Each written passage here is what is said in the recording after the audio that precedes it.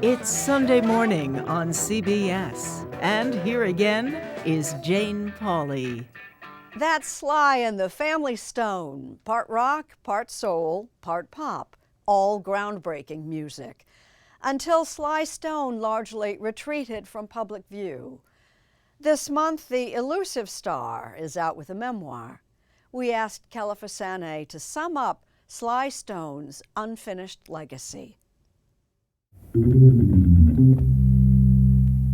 Even at rehearsal, here goofing around at a local CBS station in 1975, there is no one quite like Sly Stone. Dance to the music. The songs are American classics, The music. but the guy behind them is something of a mystery. Sly and the Family Stone. Sly Stone invented his own funky, mixed-up hybrid of rock and roll and R&B.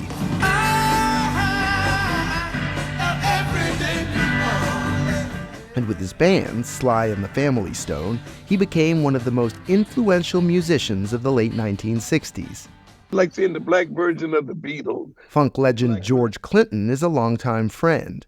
He had the sensibility of the street, the church, and then like the qualities of a Motown, you know, the Smokey Robinson, the Holland Oak.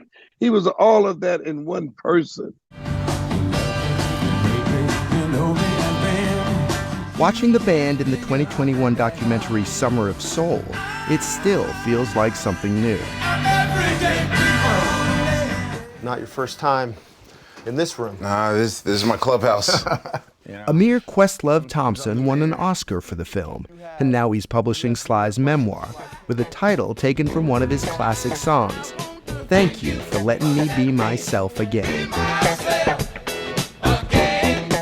And when he puts together this band, Sly and the Family Stone, it seems like he really has a vision. Jerry Martini, the saxophone player, said he knew exactly what he was doing. Yeah. Boys, girls, black, white. Sly knew which buttons to push to not only make his musicians better, but also how we receive it, knowing that we've never seen a band before in which, you know, the women just aren't background singing foils that play the tambourine. Like Cynthia Robinson could destroy anybody playing trumpet.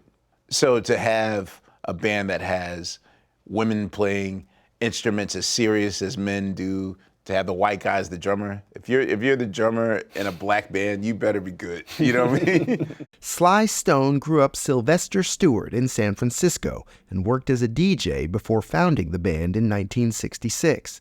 3 years later, the Family Stone album Stand put them on the map. And the single Everyday People went to number 1. Like if you listen to the structure of Everyday People, it's really nothing but the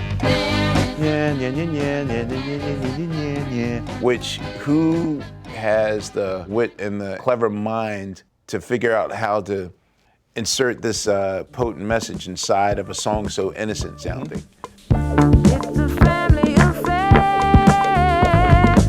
By 1971, the innocence was fading. The band released a darker, weirder follow-up, a futuristic masterpiece called There's a Riot Going On. But Sly Stone was struggling. In the book, he writes that his life revolved around drugs, particularly cocaine. He often missed gigs, although he did manage to show up to his own wedding to Kathy Silva at Madison Square Garden, as Charles Osgood reported.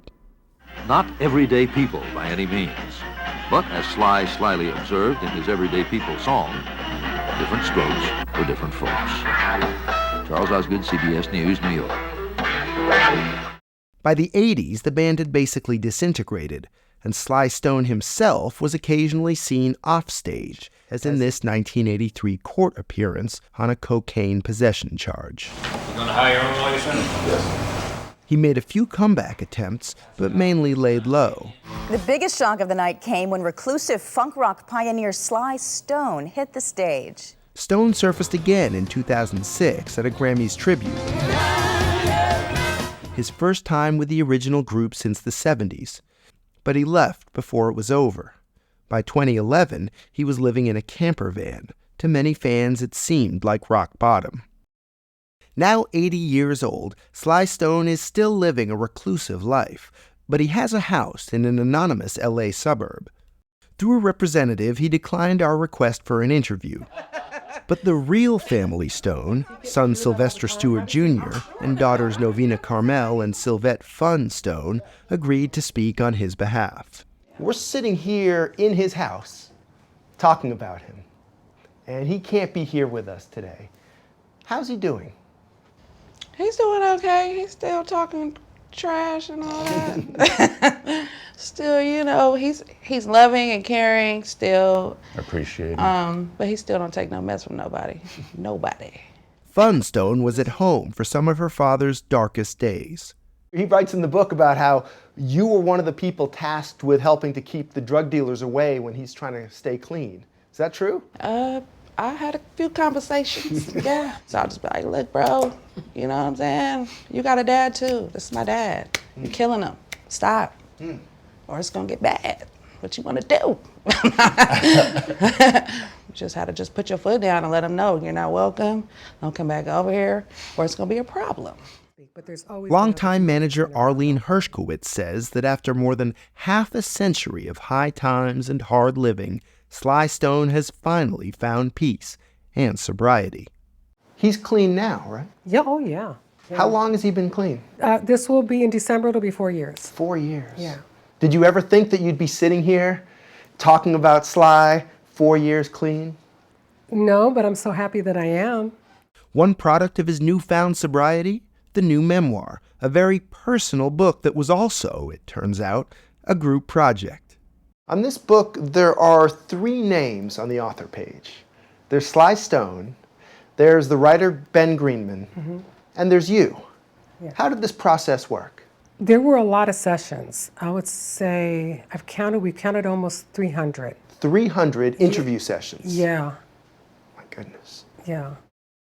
The book tells Sly's life story, but it's not necessarily the final chapter. Do you think we'll ever see Sly Stone in public again? I think so, yeah. George Clinton. I'm not sure if he's going to be playing or anything.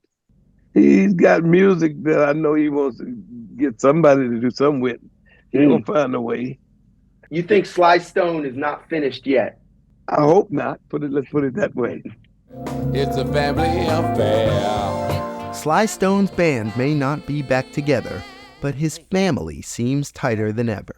Did you think that your father would be 80, he'd be publishing his memoir, and you'd be sitting on chairs to talk about him? No, these moments are the most surreal, not the other crazy Sly Stone moments, because I think we were born into that. Right. Him just being at home, we come over, decorate the Christmas tree. Right. That's the craziest. It's all very wonderfully and weirdly normal. It's a family affair. It's a family affair. Sly is in a place right now which, as we say, let us give you your flowers while you're still here. He's 80 years old. He's 80 years old. A lot of his contemporaries died at 20, 30 and 40. And is he okay? Yeah, you know, as long as Sly is breathing on earth, I consider that okay.